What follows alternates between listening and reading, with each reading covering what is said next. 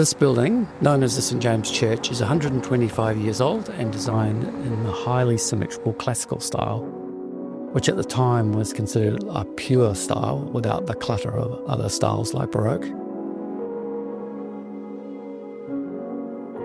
Nature was claiming it back. There was vines growing out of the facade, there was trees coming out of the parapets, and it was in real danger of becoming another lost part of Auckland's heritage. When we began, the interior of the church was large, cold and dark, and in need of warmth and natural light and air. We inserted 4 contemporary apartments into the existing open church space, creating a building within a building, and we were able to touch the existing fabric lightly. A triple height void connects the 3 levels and allows occupants to walk up and through the space and explore the heritage elements.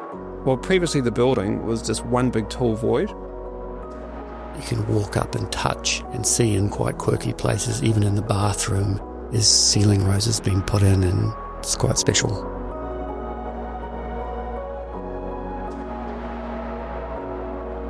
Externally, the masonry facade and stained glass windows were fully restored.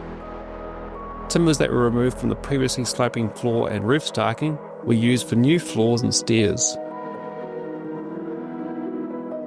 In this apartment, the primary bedroom is centred on a north-facing rose window, which floods the room in a coloured light that varies throughout the day.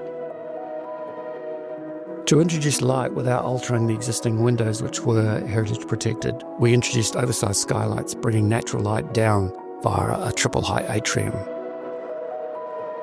A seismic upgrade was required to retain the existing building and to also support the new building within a building.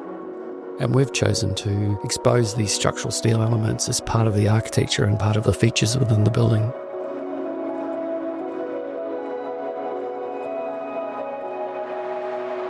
To have the opportunity to resurrect the derelict building on a prominent corner has been a special project for Joe. I think this project is a testament to the importance of renovation and restoration, bringing new life to Auckland's heritage and giving this precious building a new purpose in the modern world.